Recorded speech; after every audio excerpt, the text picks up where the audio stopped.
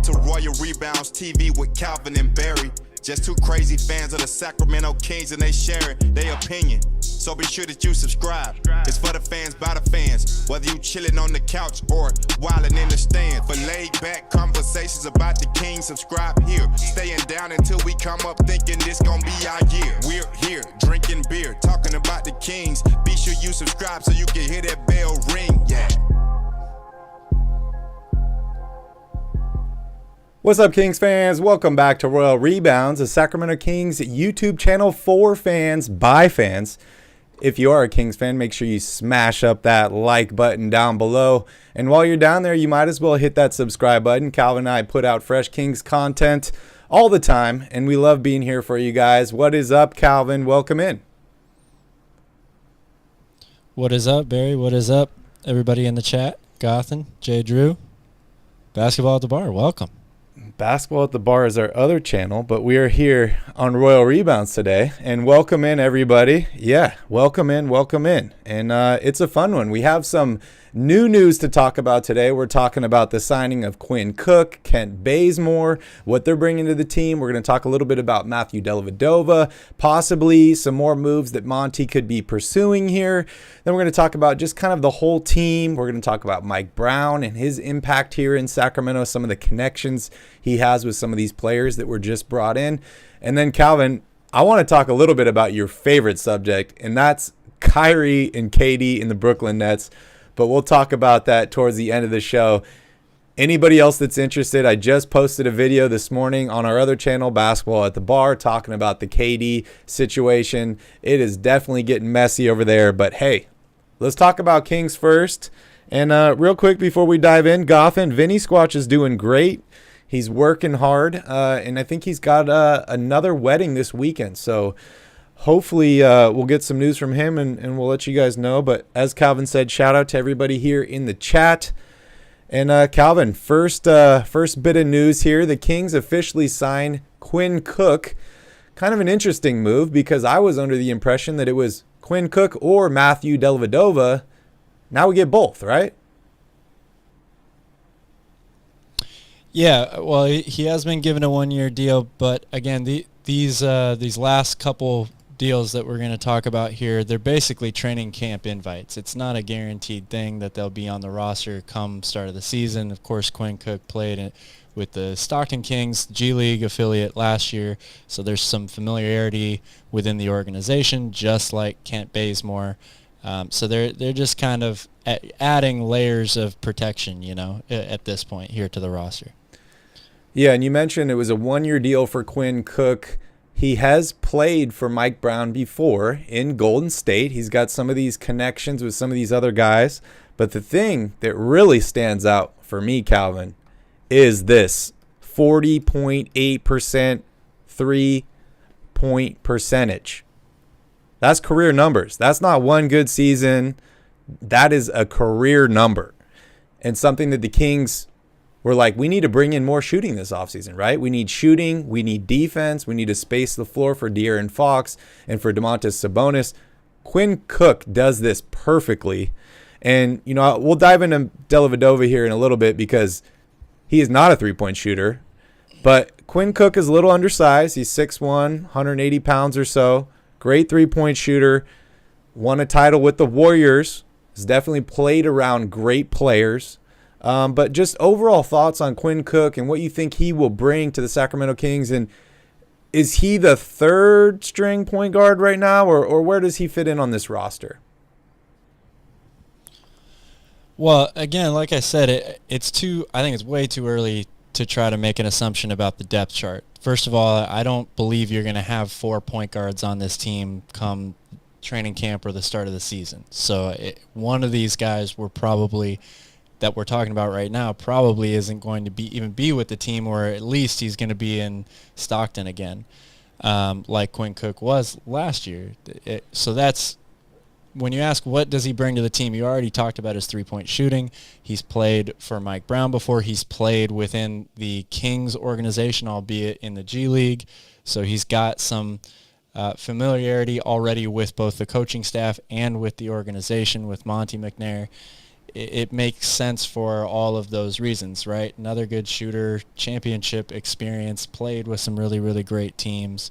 And it just, again, adds to the level of competition that you're going to have with this team once training camp opens, which I think is the most important part here.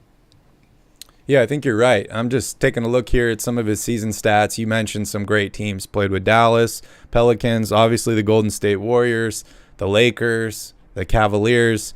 You know, points don't really stand out, right? 5-6 points a game for him. He had 1 year with Golden State, 9.5 points. But he hasn't really been asked to do that much, right? He's either the second or third string point guard that's coming in playing behind phenomenal shooters in Steph Curry, right? So he doesn't get a lot of shots, but he's efficient. And I think that's what's most important for this Kings team, right? Is we're going to have quite a few guys coming off the bench here, and we don't need them to put up huge Isaiah Thomas-like numbers. We just need them to do well in their role. And I think consistency is key, and also make the best out of the shots that you do get, right? Like, even if you only get 2-3 shots a game, do the best you can with those shots. And I think Quinn Cook could be perfect in that position, especially from the three-point line, right? Because as De'Aaron Fox drives down, I'm not sure how much these guys are actually going to get to play together, right? Like, maybe Quinn Cook plays with some of these other guys off the bench. Maybe he does come in at times to space the floor for Fox. But if I were just to think about Fox running up and down the court, collapsing the paint, and you have Quinn Cook sitting in the corner, this is a dude that's probably not high on your scouting report, right? Because he's maybe second or third string, yet he can shoot one with the best of them. And that's all that really matters in the end, right? Is if he's open in the corner for a three-point shot, it doesn't matter if your name is Quinn Cook or Ray Allen, Steph Curry. You're wide open in the three, and you shoot over 40% from three-point range. It's a great shot, right? Oh, yeah, ball's going up every time. Guaranteed. So you think Quinn Cook is just kind of one of those bodies that's going to go into training camp, push these guys, make everybody work a little bit harder, and then maybe he won't make the final roster? Is that what you're saying? Well, yeah, I mean, I think you've got to be realistic here. There's no way this team is going to take 4 point guards on their roster into the regular season. That just doesn't make any sense whatsoever.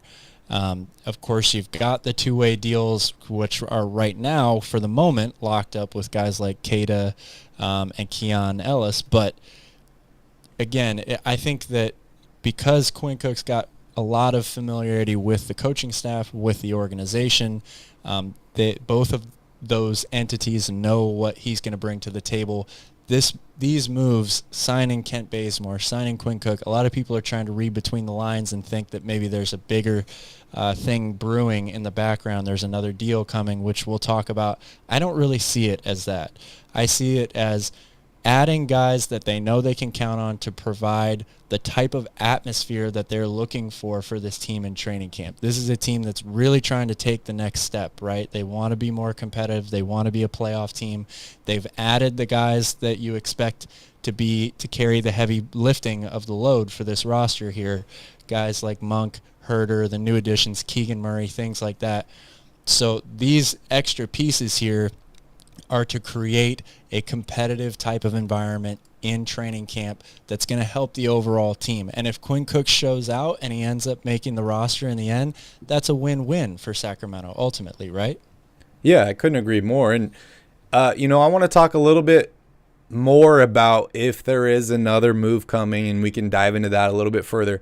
But I just want to say, in past years, we're bringing in Quinn Cook and Matthew Dellavedova to be De'Aaron Fox's backup, right?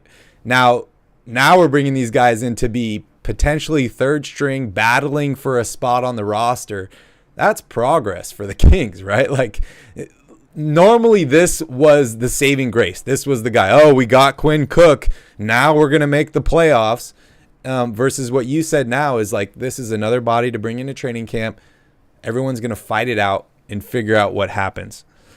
On that topic, let's dive here into Matthew Dellavedova, because this is an interesting fit here. He's a little bit bigger than Quinn Cook. He's not a shooter, but he plays with excellent energy. This is a former teammate of LeBron James, played under Mike Brown in Cleveland. I know they absolutely hated to lose him to Milwaukee.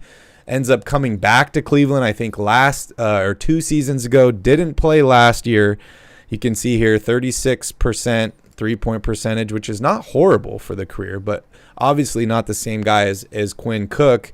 But what do you expect to see out of Dellavedova, and how does he really fit on this team? Because when I think of Matthew Dellavedova, I think of kind of a scrappy defender guy, similar.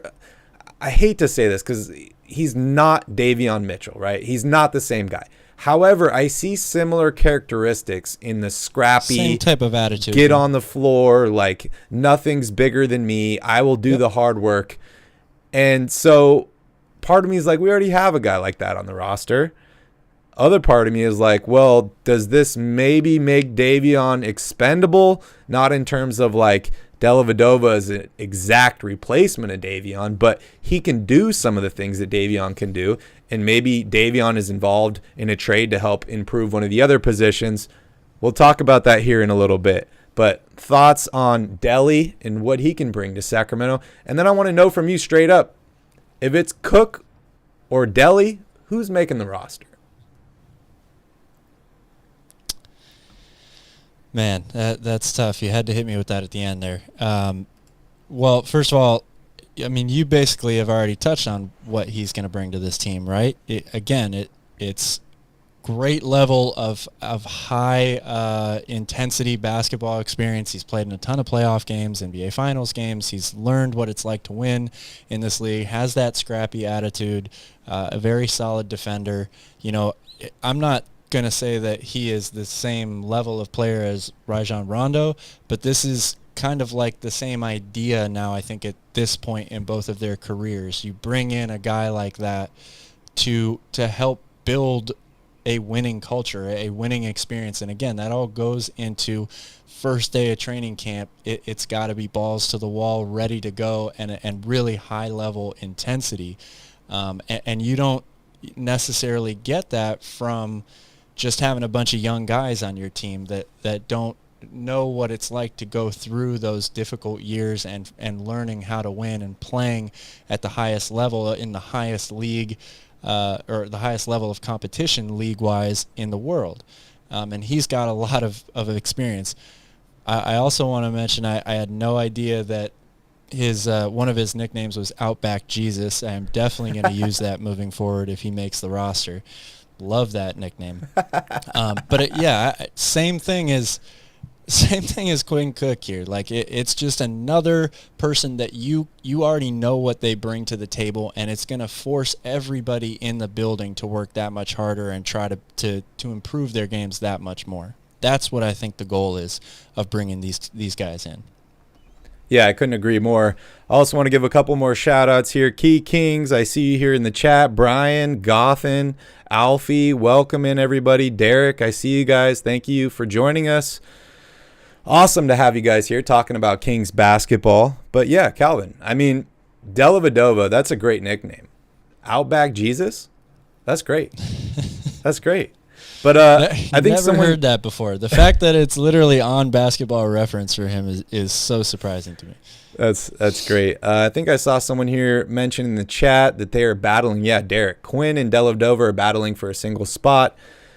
I think so, right? Unless we do see a trade, they are battling for a spot. And it's interesting because they're two different kinds of guards, right? Like you have a little bit bigger physical guard that's not afraid to get on the floor. Not that Quinn Cook isn't, but that is not his game, right? He is a finesse shooter. I don't want to call him a liability on the defensive end of the floor, but he is not doing the same thing that Delly's doing, right? So assuming Dellavedova still has the energy and the enthusiasm that he has from 5 years ago, because to be honest with you, I haven't really watched him play in a few years. He wasn't in the league last year, and the year before that he was in Cleveland, which I didn't watch too many of their games without Mobley. It was once they got Mobley that I was really just kind of jazzed up about them. But it'll be interesting to see what he can bring here to Sacramento. But I think the overall take-home from this is these are guys that normally we would have brought in as backups, and now they're third, four-string guys fighting for a spot on the roster. So that right there just shows how much more competitive the Sacramento Kings have gotten. All right, let's talk about our third guy here, and that is Kent Bazemore, a.k.a. Kent Blazemore. Was a member on the Sacramento Kings a few years ago. Funny, that's not listed on Basketball Reference. This guy's got connections all over the place, right? He played with the Kings before in Sacramento. He played in Atlanta with Kevin Huerter and with Wes Wilcox. He played in Golden State with Mike Brown and some of these other guys. So he has a ton of connections. Love to see him coming back here to Sacramento. I was a huge Kent Bazemore fan. I want to know from you, Calvin, like, what do you see his role being on the team? Is like he Harrison Barnes' official backup at the small forward? Because I think it's safe to say that HB is starting at the 3. And we've been talking about the past few years, there hasn't really been a lot of wing depth, especially at the 3 position. So is this what Kent Bazemore is brought here for? Perhaps. I would say that the forward positions right now, the second string for both the 3 and the 4 are completely wide open for this team right now. And there's a lot of bodies that they have in there ready to compete for those spots. I mean, you can argue maybe even the starting power forward position. I think most people expect it to be Keegan Murray, but maybe it's somebody else. But to me, the bottom line is, again, this is about creating a healthy, open competition in camp. We hear this narrative talked about in football all the time about how building down your roster and creating those individual group position, competition battles are really, really good for improving a team's competitiveness overall leading up to the beginning of the season. And so the fact that you've mentioned Bazemore has all these connections with so many different players and coaches on the Kings staff and on the Kings roster. Again, it's something that the organization is familiar with him. They know what to expect from him coming in. He could certainly earn himself a regular rotation, minutes rotation on this squad.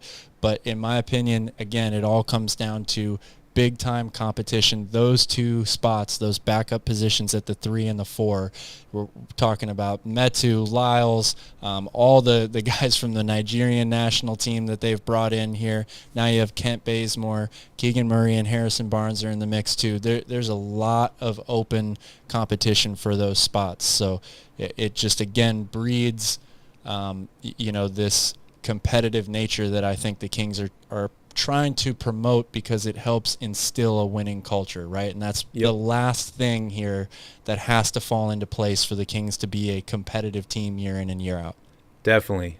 Shout out Ivan, shout out Jeff, shout out Mike, welcome in everybody. And yes, to everybody that is watching, I got a nice haircut and it feels great. I increased my mile by I think I cut off 2 minutes on my mile. I'm much faster.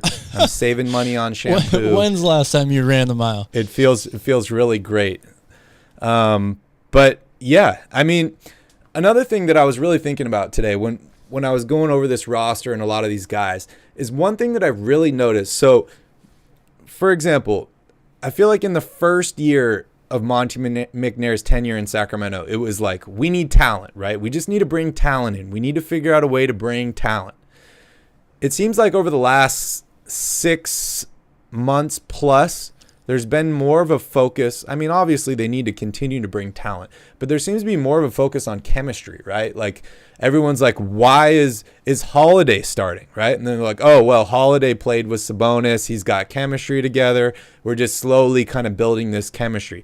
Then we're moving in the offseason. We're hearing, oh, well, maybe Victor Oladipo is going to come here. He played with Sabonis in Indiana.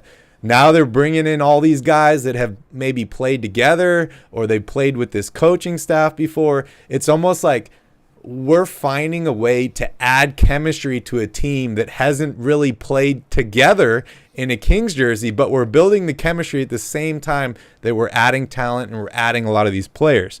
So I thought that was just a very, very interesting change for the Kings over the past, ever since the trade deadline. And I think that shows that they're kind of on an upswing, right? There was this time where it was like, we just need to acquire talent. It's all about talent.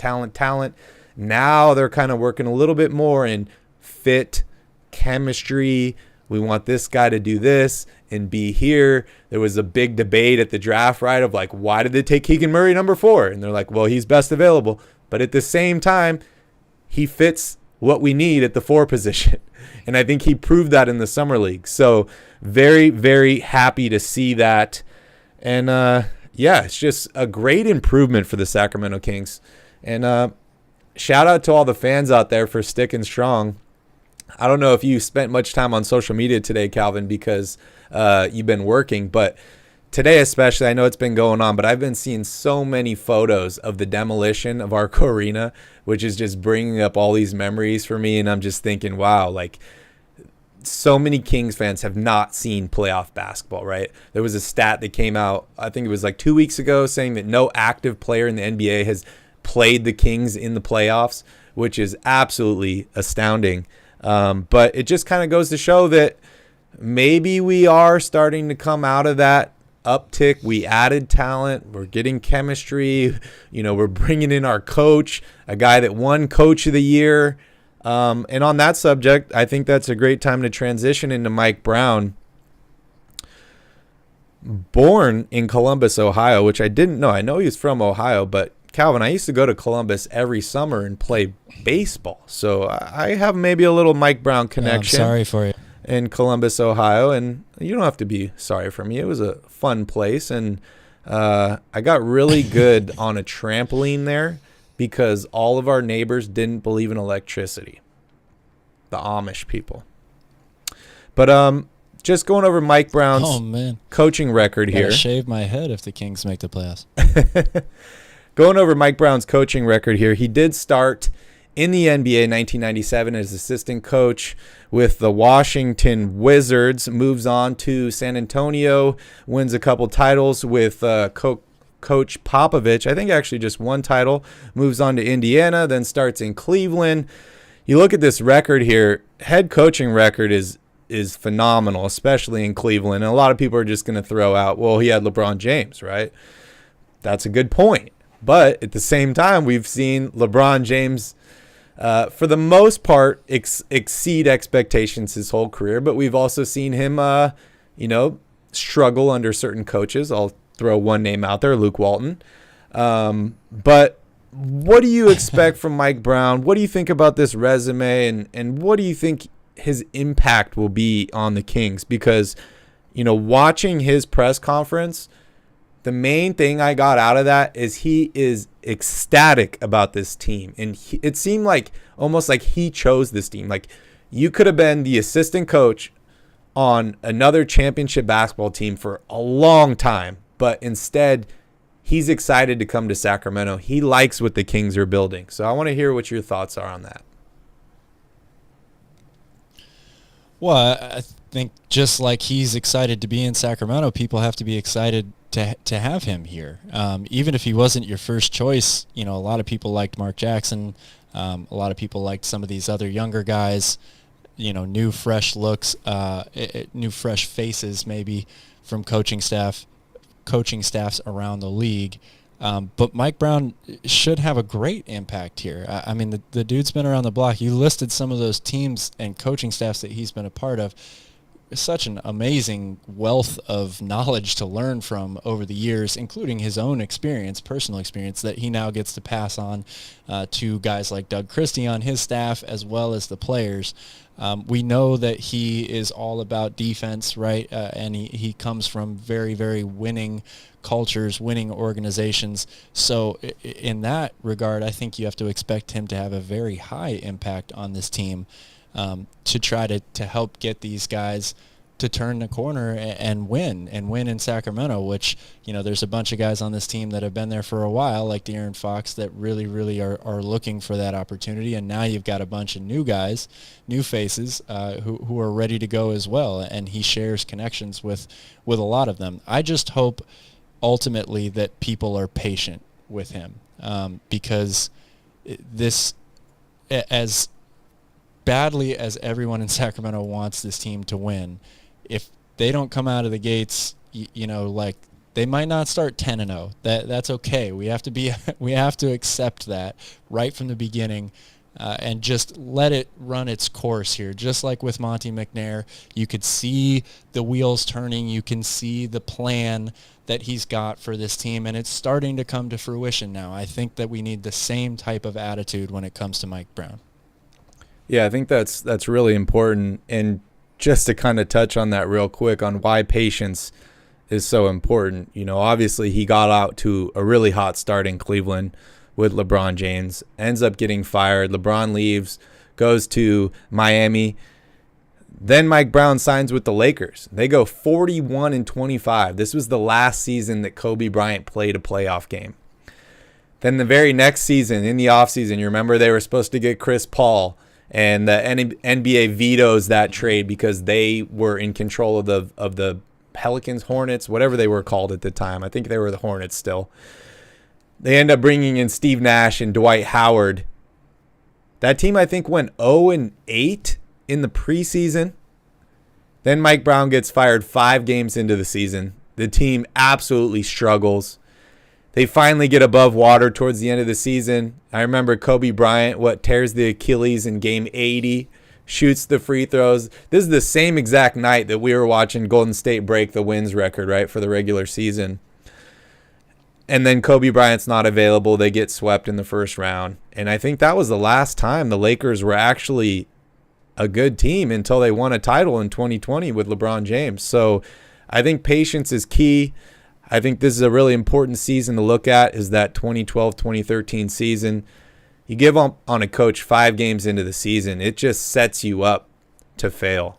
So I think what you said. Yeah. And I don't think anybody's expecting that, but it's tough, right? Because for this team, for this organization that is, continuing to pile on the record of most consecutive seasons without a playoff berth, the expectations have probably never been higher in history for a team that's missed the playoffs 16 straight years, right? I mean, so there's that balance that everybody has to keep in mind, and that's the pressure both from the fans and within the organization. I mean, the pressure is just as high, if not higher, on in Monte McNair's seat to win, to succeed, than the fans want it to be, as much as Sacramento fans want the Kings to be a winning team. So it's going to be really hard to temper that excitement and those expectations here early on in the year, and hopefully the Kings do get off to a good start and at least win like 6 of their first 10 or something like that would be really great, right? So then it just keeps building and building from there. But yes, it's a long season.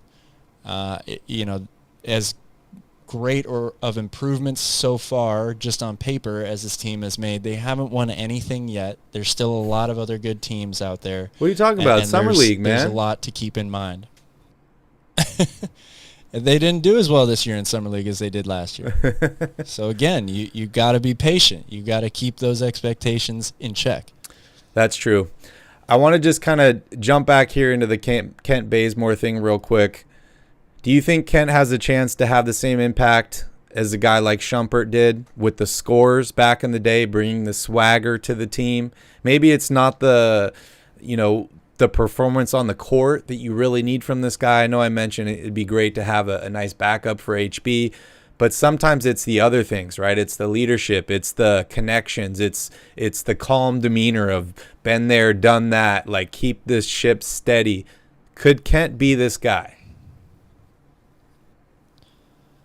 Yeah, I think he could. I mean, there's no reason to think that he can't. He's a very experienced vet. 10 years in the league is a very, very long time. He's played with a lot of really good players, played for a lot of really good coaches. He knows what it takes to succeed in this league, especially from an individual standpoint. To say that he could have the same type of impact as a guy like Iman Shumpert, that one is tough for me. Because, I don't want to take anything away from Kent Bazemore, but I don't see him, I'm not in the locker room. I don't spend time with the players, but I don't see him being the same type of voice or leadership vocally as a guy like Shumpert did. He's also not the same type of defensive player as Shumpert is, which for me, when you're particularly in basketball, it works in any sport, but when you play basketball, in order to earn that type of respect or build yourself up as a leader, you have to demand it on both ends of the court. Yep. And so Kent Bazemore can do that stuff, but can he do it the same way that Iman Shumpert did? I don't know. The biggest difference is that this team that Bazemore is on is probably a lot more talented than the teams that Shumpert was on overall from top to bottom. So can he fill any type of leadership role? Absolutely. I would totally say that. Yeah, and I think the most important thing you said is this could be a better team than the team that Shumpert was on. And that is the best Kings team that we had in the past 10 years, right? So I think that goes to show right there how much better this squad could be. I know a lot of Kings fans are Iman Shumpert fans. I am a huge fan of his. I remember watching him get drafted by the Knicks, go to Cleveland, win a title with LeBron, come to Sacramento. But unfortunately, we have some bad news about Iman Shumpert. I don't know if many of you guys have been paying attention to what's happening this offseason, but former NBA player Iman Shumpert looks like Derek has arrested at the Texas airport for pot possession. This is no normal stop. Apparently, he was caught with 6 ounces of cannabis trying to go through security, and he actually told them and asked if there was any way he could still make his flight. Apparently, they also found a magazine or a clip in his bag with 14 rounds of ammunition in it, but no gun. He was arrested for felony possession of marijuana and taken to the airport jail. No other information is available at this time. Wild situation, Calvin. Wild situation. 6 ounces of a flower, and he's going to jail. Is he wrongfully detained, Cal? Oh, man. I can already see the Brittany Griner comments starting to come up here. I'm not going to touch this with a 10-foot pole. I just think that he should be very happy he was detained in Texas and not in Russia. Yeah, that is a crazy thing. Thoughts out to him. Hopefully he can get it figured out. I have no idea why you're trying to do that, especially if you're him. Like, dude, pay somebody to do that or make your friend do. I don't know. Drive it. I'm not trying to tell anybody how to commit crimes here, but more power to you though if you ask if you can still make your flight after that. That's a baller move right there. Maybe he's been in California for too long, right? He's just like, what do you mean I'm not allowed through here? I was just bringing my bag and this is not allowed, I guess. That's crazy. Gotham's making some crazy predictions here. He said Kings will have 2 chips in the next 10 years. I wonder if he's talking about championships. Hope you're right. That'd be great. All right. So I guess it's time to dive in to Monte McNair and whether the Kings are going to make some more moves. When I heard about these moves, and this has not been updated, Hoops Hype, shame on you. They have not added Bazemore or Quinn Cook on here, or Delavid. Oh, actually, Deli's on here, $2.6 million. But when I saw some of these moves happen, I don't know why, but I'm just thinking maybe the Kings are going to make a deal here. If I were to look at any player on this Kings roster, Fox has value, Sabonis has value, but Keegan Murray and Davion Mitchell are probably the 2 guys with maybe the highest value. If you want to take a guy that doesn't make a lot of money, package him with a guy that does make a lot of money, maybe a Harrison Barnes or even a Rashawn Holmes, and give yourself the ability to upgrade at that position, those are the 2 guys that kind of stand out to me. I don't think the Kings are ready to trade Keegan Murray. So that leaves Davion Mitchell, the backup point guard who people were saying, is he going to start this year? It looks like he's going to be the backup. Now you just signed 2 more point guards behind him. Could this potentially mean that Davion Mitchell is out the door. And also, I saw someone in the chat mention another Mitchell. You want to touch on that, Cal? Donovan Mitchell. Well, I don't have much to add to Donovan Mitchell. I mean, I still think the Knicks are by far the leading candidates to land him. I wouldn't really say that Sacramento has much of a chance at that.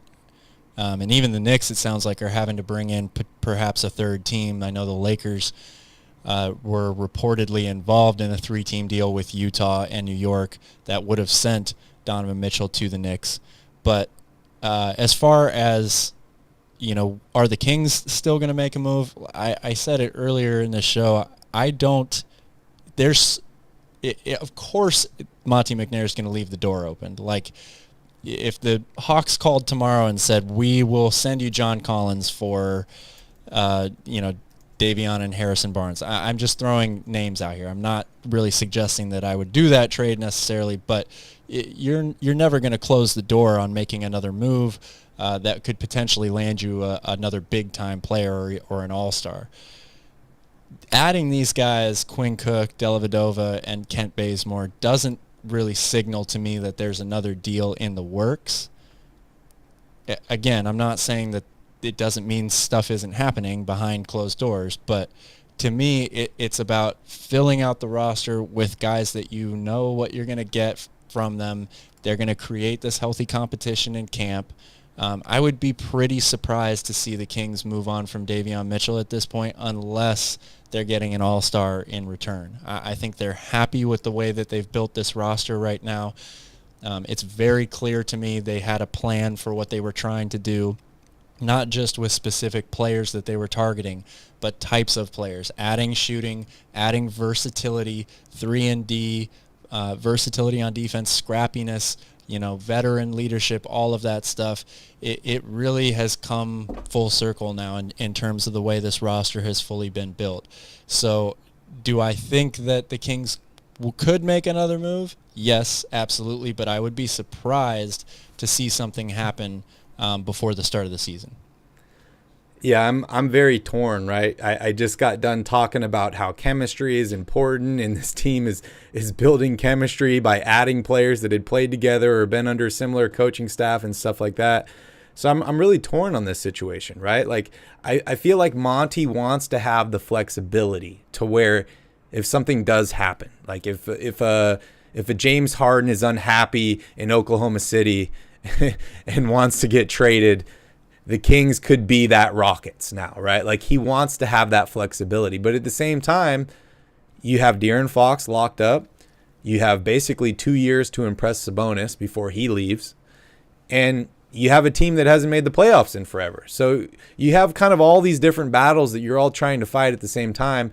And they're not always the same thing, right? Like maybe bringing in a Donovan Mitchell helps your star power, but does that set you back chemistry-wise? Does that set you back size-wise? What does that mean for Kevin Huerter and Malik Monk, who you just spent all this money to bring in or trade in? Like it just kind of ends up being like a domino effect in these players. So could they make another big move here? I think they definitely could. But I'm going to say the exact same thing that I said last year about Ben Simmons. If you're going to bring a player in or make a deal, make it now. Make it soon. Like, you need to get it done and get these players into camp and get them working together. You can't have a preseason blockbuster deal or a week one blockbuster deal. I don't think that that's going to help this Kings team get off to a good start. And just like you mentioned, if this team does get off to a bad start, that makes it even tougher on a guy like Mike Brown, right? So I think a blockbuster deal is possible, but I think if we're going to see anything, it's going to be in the next couple weeks. After that, I'm kind of in the camp of like, let's keep the band together. Let's put them out there. Let's see what they can do the first half of the season. And then maybe I'll reevaluate in January towards the trade deadline and see, okay, maybe I like this guy. And injuries always have a part in that as well. So definitely, I am very mixed there, but I'm always welcoming more talent to Sacramento. I don't know if Donovan Mitchell is my guy. I'm a big fan of Spida, but he's a little small, and I don't know if he is the guy that I will sell the farm for in Sacramento. I don't know if that's the right move. I'm seeing a bunch of people here in the chat. Gothan says something big coming down still. Book it. That's interesting. Ivan says, I have a weird feeling that Ben Simmons will be in a Kings uniform at some point. That is a weird feeling. I have no idea what uniform he's going to be in. And Sass, welcome in, Sass. Calvin is in the DJ booth right now. We have a new setup here. We're actually in different rooms. So as you can tell, I'm at Golden One. I got the arena here in the background. And Calvin is in the DJ booth. He's got his little DJ setup there in the side. We're preparing for a lot of fun things coming up on the channel here. We're going to have some parties. We're going to do some really cool stuff. So I'm glad you guys are taking a look there. Also, want to let you guys know, if you do not know already, we have a fan line. It's the Royal Fam line.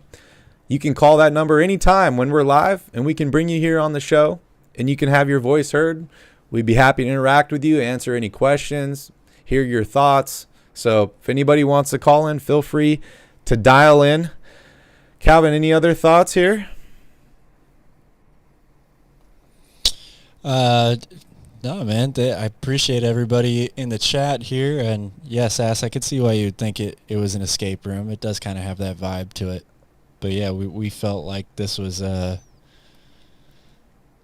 created the DJ booth kind of look as well. And yeah, as far as a big deal coming down, again, I think the Kings are dependent on other teams, right? Like we've heard a lot in these major deals that involve high-profile players that the Kings could be involved, but as a third party.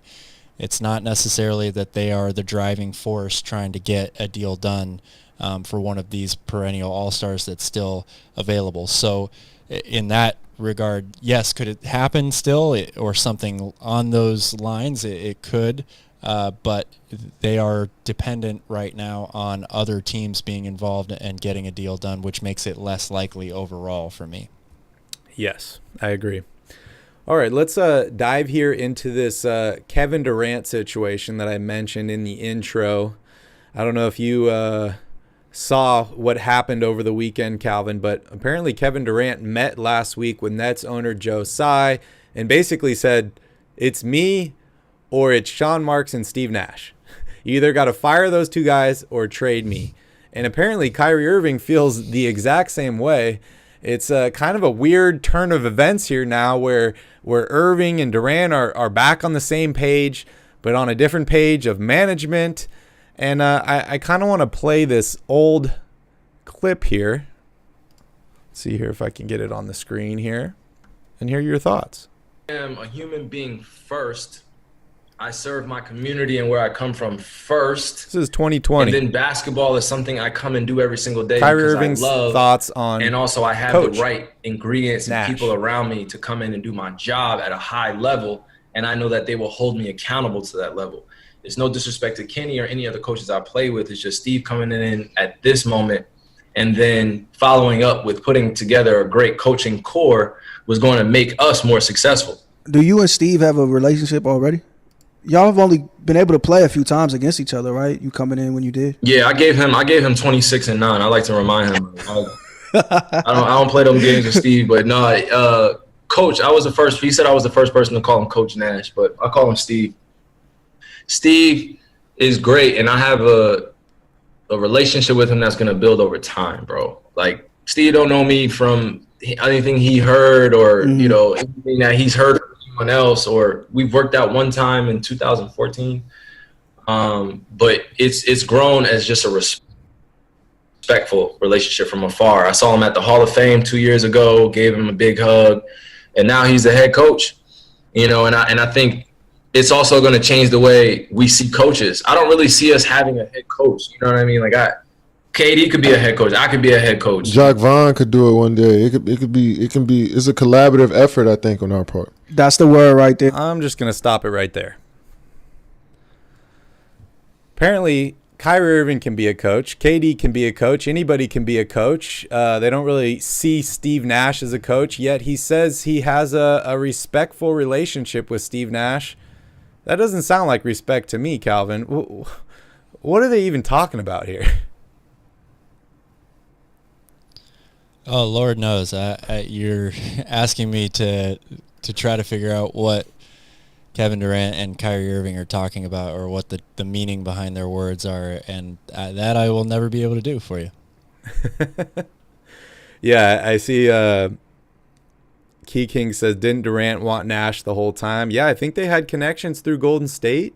But, yeah, I mean, could you they worked imagine? together in Golden State. Steve Nash was part of that training staff. Yeah. Could you imagine, Calvin? I mean, since we're not professional basketball players as much as we'd want to be, I feel like the only analogies that work best for us are working in a restaurant, in a bar, stuff like that.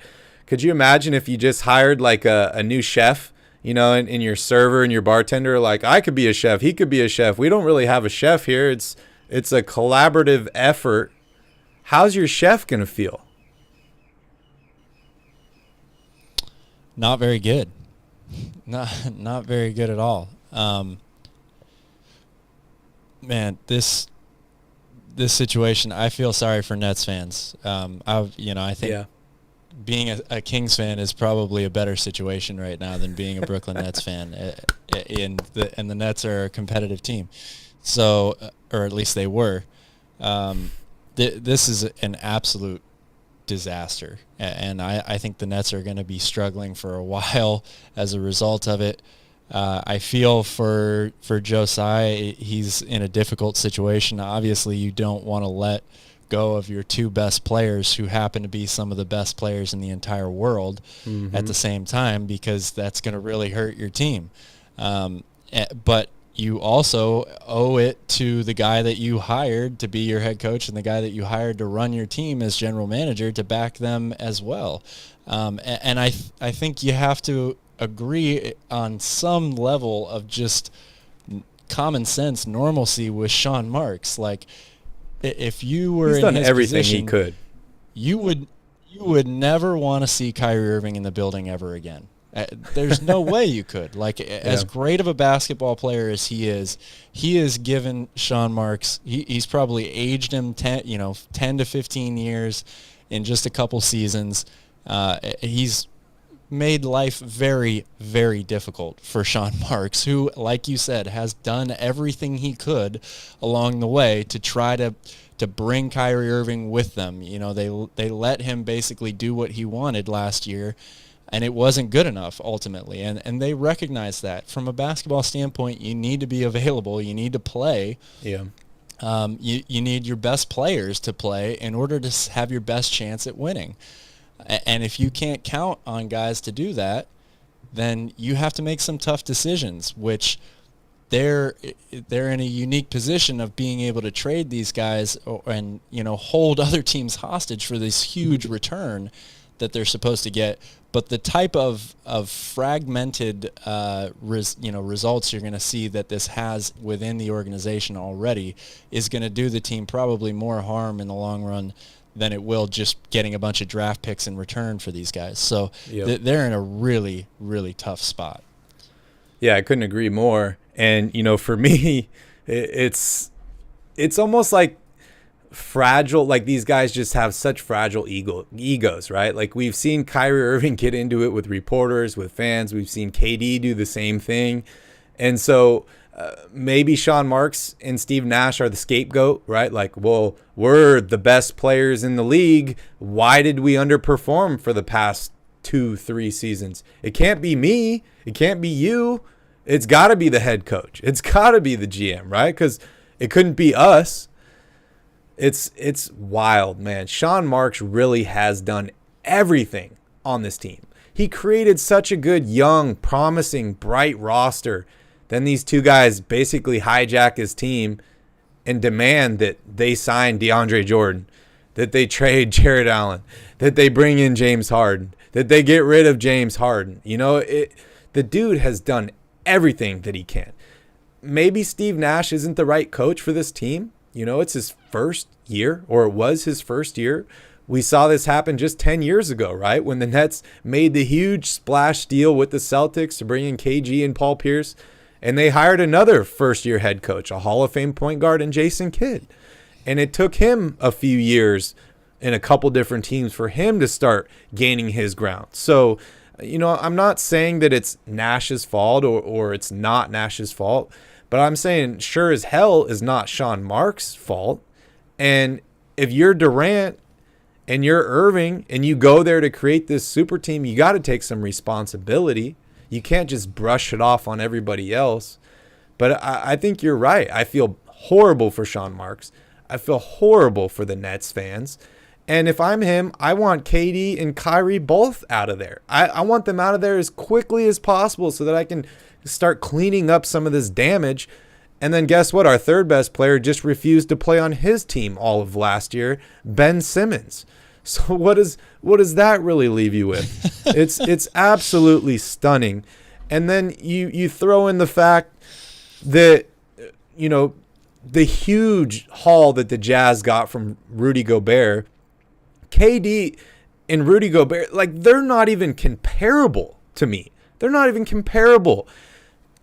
I don't think a team in the NBA even has enough to give up to get a guy like Kevin Durant. We talked about the Warriors and maybe they can make something work. But when you trade a guy like Kevin Durant, you're never getting equal value. You just aren't. When you have, maybe you are for some other stars in the league, but if you have one of the best 2, 3, 4 players in the NBA, you're not going to get equal value when you trade him. And you're basically at this point here where he's basically holding your team hostage, and you're like, we just want to get out of this contract and bring back as many assets as we can, because guess what? Your 2023 first round pick is a pick swap. Your 2024 first-round pick is sent out to Houston. Your 2025 first-round pick is a pick swap. Your 2026 first-round pick is sent to Houston. And 2027 is a pick swap with Philadelphia. So you got no first-round picks. You got Ben Simmons and Nick Claxton and 2 guys that don't want to play for your franchise. Horrible situation to be in. Horrible. Yeah. Yeah, it's terrible. They've mortgaged the future for what they thought was going to be a team that would compete for titles year in and year out. And they have, those players that they went all in for have completely thrown the team and the franchise under the bus now. It's a really, really sad thing to see. And I mean, also, you got to feel for the owner, too, of the Nets, right? He paid these guys big money to come. He paid KD a whole year to rehab to come to his team. And what is he getting back? And it's, I think it's kind of similar to the Vivek effect, right? Is you have these guys that have been amazing businessmen that have succeeded in all these other ventures. And then they decide to get into basketball, professional basketball. And they don't realize that personalities in basketball impact your business way more than any other industry, right? Because you're the GM of Walmart or the head of Walmart, CEO of Walmart, and you're not doing a good job. They can replace you. You're replaceable. Is KD replaceable? And how do you get rid of that guy and try and bring in some equal value? So it's definitely a horrible situation, but I think you made the best point here, and that's I feel good to be a Kings fan, much better than I would being a Nets fan right now. And that's tough because, one thing that I do appreciate as being a Kings fan is over the last 16 years, we've been consistent, right? Consistently bad. Versus the Nets, you're the favorites to win the title. Who worst team in the league. Favorites to win again. Who wins more games this year? Who wins more games this year, the Kings or the Nets? Oh, man, that is a very, very tough decision. I'm going to let you go first on this one, Kyle. You got any thoughts here? Well, I set you up. I mean, that's a tough question to answer just because you don't know what the Nets opening day roster is going to be like. Is Kevin Durant still on this roster? If he is on the roster, is he going to actually sit out, and try to force the trade that way? I don't necessarily see that being the case, because I feel like he's already kind of tarnished his reputation too much. If he sits out, then it's just completely over for him. Ben Simmons is a huge wild card. You have no idea what he's going to look like coming back. And then the rest of their team, they've got some decent role players. So it's a very, very tough question. But for right now, I will actually take the Kings. All right, I'm taking the Kings also. What do you think this means for James Harden? Does this make James Harden look more sane? Does this make Daryl Morey look like a genius here, that he was able to get rid of Ben Simmons and kind of pawn him off on the team that's already having the most personnel issues in the NBA? Bring in a guy like James Harden who's like, oh, it's okay, I'll opt out. You bring in whatever you want, and then you could just use the rest of the money to sign me. It seems like the Sixers came out of this deal way better off than anybody could have imagined. And I mean, it makes sense. James Harden wanted out, right? Yeah. Like, if I'm James Harden and I'm behind the scenes, he's probably the first one that saw any of this, because he already had prior connections with KD, right? So he's probably seeing all this and he's like, why the hell did you guys even bring me here? Why did you trade for me? Yeah. It's a crazy situation. It really is. All right, I think that's anything else in the news today you want to talk about, Calvin, or are we pretty much all set here? There's not too much going on this summer. We've hit on a bunch of it. The Kings adding roster pieces is definitely, the big news of the day in Sacramento anyway. And I think as we've already kind of made our way through this show, everybody's feeling pretty good about what they're seeing so far.